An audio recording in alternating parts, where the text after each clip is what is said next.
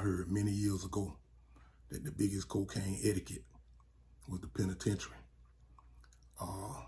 In 1997, I met the first guy that said that used the term off the chain. Like, he was the first guy I ever heard use that term.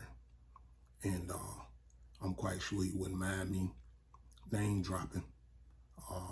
And you know, I'm always try to withhold names just for the code. But he was from Miami.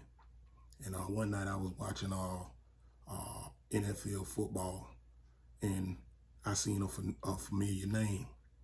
And the guy was a wide receiver, and I knew that name. It had to be affiliated with this guy.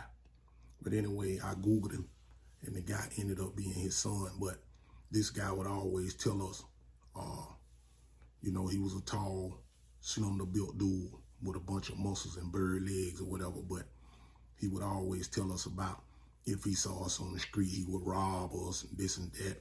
And I would always tell him, you know, you play with fire, you get burned. And he used to think that was real funny. But I met another guy that was he was a firecracker personality. And he was a big guy. And you know, from how he talked, that he was one of them guys that would probably stand on his word. And if he said he wanted to do some physical harm to you, he looked like he would be that type of guy. But anyway, I remember him telling me where he resided at, and I'm just gonna say city, where he resided at in the city. So one day, me and Fatboy decided to ride to the city. You know, a few things wasn't going our direction or whatever, you know, and you know, Fat was the catalyst, but you know, I was his main man, so he wanted to dib and dab a little bit. So I took him to the city, and just like abracadabra, excuse me, just like abracadabra, we went and I found him in the place that he said he would be. And so I talked to him and asked him, could he help us with a few things we were looking for or whatever. And he was like, yeah, that's no problem. But, you know, the key to this thing was, it was two more other guys that I met that I knew were stand-up guys. And I actually wanted him to take me and Fatboy to them. He knew, I asked him, did he know where they were? And he was like, nah, they ain't here right now, whatever. But I remember these tales that he used to tell us inside about how he liked to rob and how he liked to steal and how he liked to, you know, torture people and all this. I heard all those stories. So, you know, I kept that inside my head. But, you know, he told us that, you know, he could help us get what we was looking for. And, you know, if we left and came back and called him, you know, he'll lead us in the right direction. But I always told him that, hey, you know, I need to see that guy or that other guy with you. So he was like, okay, no problem. Me and Percy went back home, and, you know, Percy gathered up what he needed to gather up. And he called me and asked me, was we ready to go back to the city? And I told him, don't take no money, man. Don't take no money. So he was like, man, what you mean? We got to take the money, man. I said, man, don't take no money, man. Just follow me on this one, bro. Just don't take no money. So to rewind you guys back, before we left from the city, initially, he took us to a girl house. And, you know, me, I got a photographic memory.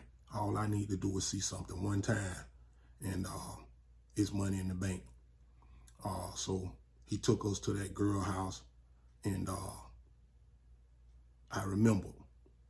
So I told Fatboy, come on, man, let's go back to this, back over, but don't take no money. So I called my guy and told him that we was on the way. And he asked me, did we have that bag? And I told him, yeah, we got the bag. So he told me to come meet him in the same place that I just bumped into him, where he was at initially the first time we saw him. But that wasn't the plan for me, because I'm a thinking man's man. I'm always thinking. Like I said before, I never indulged in any drugs, use, drinking, nothing. That's it. I'm just a I'm a thinking person. So when we got back, we went back to the girl house instead of going to where we supposed to meet him at. And I walked up, knocked on the door. It's a busy apartment complex or whatever. I walked up and knocked on the door. And the girl came out. And she saw me, and she was in awe. She was like, "Oh man, I'm so glad to see y'all guys, blah, blah, blah, blah. I know I don't know you, but you just seem so cool, man. And where my man at?" I say, "I don't know. We came here." She was like, "Man, he been plotting all week to rob y'all. He been plotting all week to rob y'all. Y'all was I think he was gonna do something real bad to y'all. And I'm so glad." She say, "Whatever you do, if you see him, make sure you don't tell him that I told you this." I say, "Nah, I won't tell him. I won't tell him."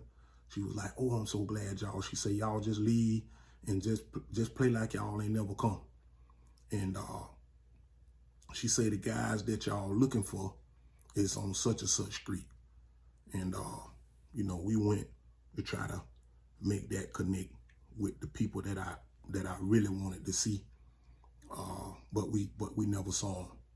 And I heard that those guys had caught like 30 years apiece, because these rollers, these big boys, they roll.